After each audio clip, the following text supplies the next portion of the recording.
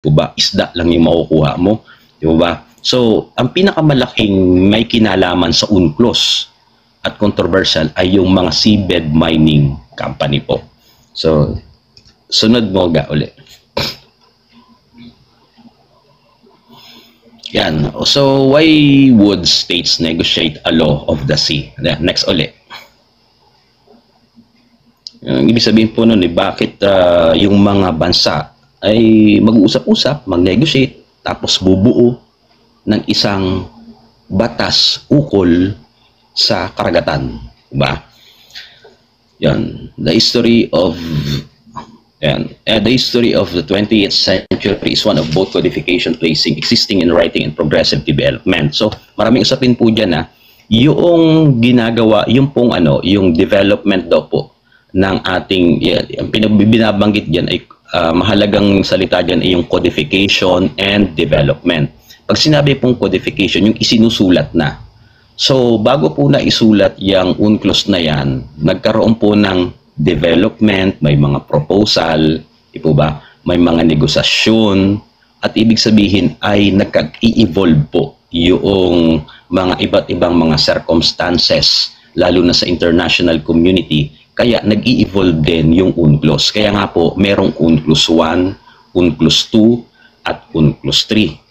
So, ang isa po dyan na kanilang, kaya nga po ginawa yung UNCLOS 1, UNCLOS 2, UNCLOS 3, dahil doon sa mga, dyan mo lang muna, tawag dito,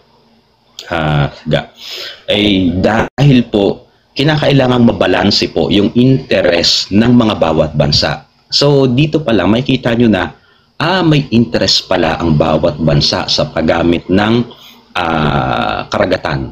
May karapatan ang bawat bansa. So, in a legal point of view, pag ini-insist natin yung ating karapatan diyan sa West Philippine Sea, hindi maiiwasan na i-consider din po natin yung karapatan ng ibang mga bansa like Vietnam, Taiwan, and Malaysia, and China.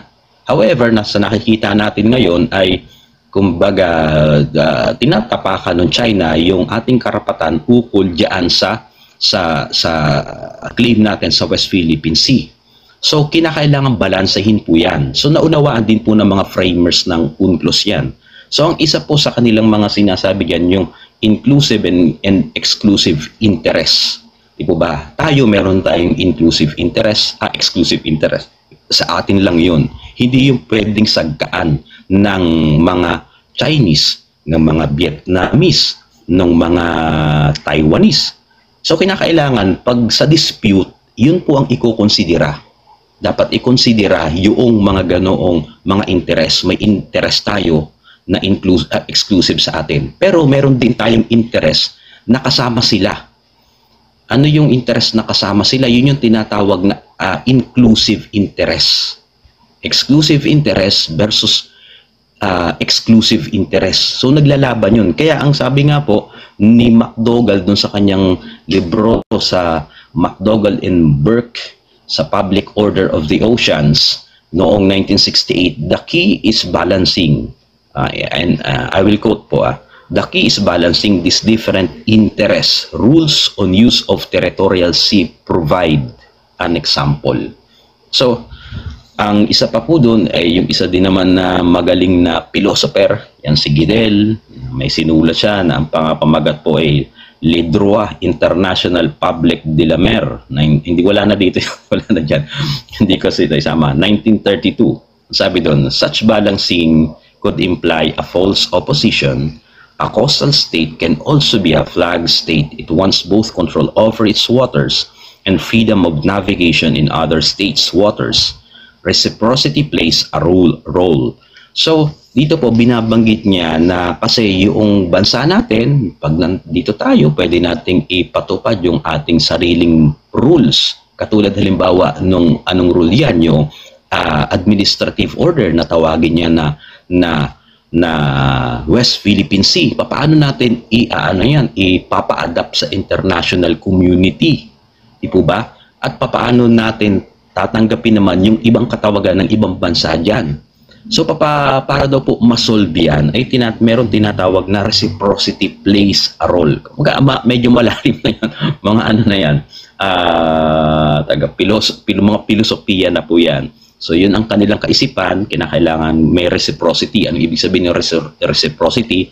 Magbibigay ako, magbibigay ka din. May i-wave ako, may i-wave ka din na ibang bansa. So ganun po ang reciprocity. Ibig sabihin, kaya siguro nga hindi pa na irerehistro yung West Philippine Sea sa IHO sapagkat meron pang dispute at meron pang humaharang. Ano ang humaharang diyan? Yung China.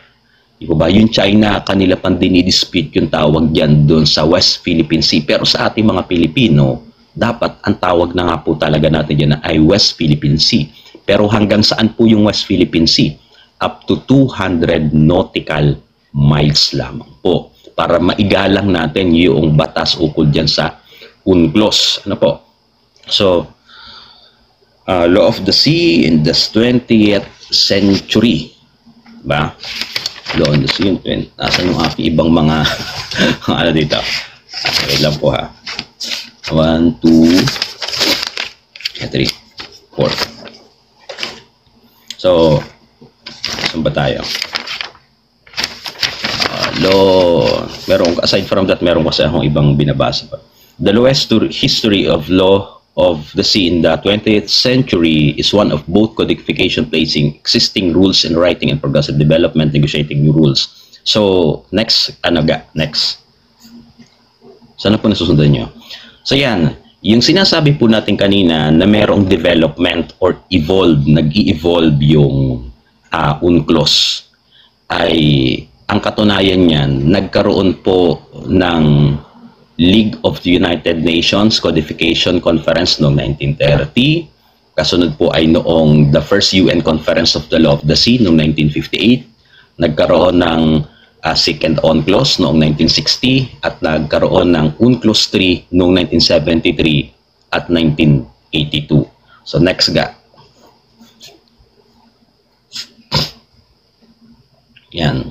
So puntahan po natin yung yung 1930. So noong 1930 po, ito po ang nanguna pa po dito doon sa tinatawag na codifications of conference do sa territorial sea ay ito pong the League of Nations.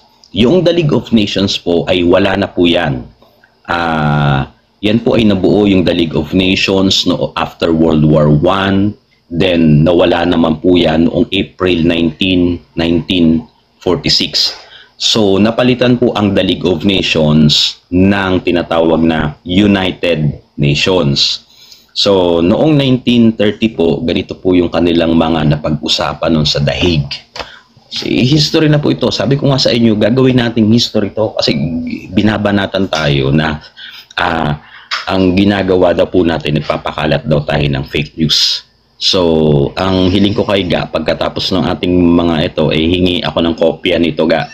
Tapos, ikalat natin yung kopya natin nitong live natin sa mga susunod. Saka, kayo din po na nanonood dito. So, noong 1930 po, para hindi tayo matag na nag-fake news tayo, diba? Sila yung fake news, patunayan natin mga DDS na totoo yung ating pinagsasabi dito. Noong 1930 po, doon sa League of Nations, na wala na ito, napunin nyo, wala na yung League of Nations, sila yung unang naging host niyan at nag-initiate po niyan. A majority support the idea of sovereign over the territorial sea. So majority daw po ng mga bansa during the League of Nations noong 1930, habang sila ay may conference, ay sinusuportahan yung ideya na merong soberenya over the territorial sea. Yung mga bansa, yung mga territorial land. Mahal mo tayo, Pilipinas, yan. Japan, diba, yung iba't ibang bansa, nagkakaisa doon. Kaya lang, wala daw naging consensus on the breadth of the territorial sea. Ibig sabihin, wala daw pong napagkasunduan doon sa lawak para sa territorial sea. Walang napagkasunduan. So, ang isa sa mga napag-usapan doon, should the old cannon shot rule be replaced by 3, 4, or 6 nautical mile rule? So, nag-propose sila doon na gaano ba kalayo yung territorial sea natin or yung sovereignty natin sa territorial sea? Tandaan po natin, yung sovereignty ay ina-apply lang po sa territory.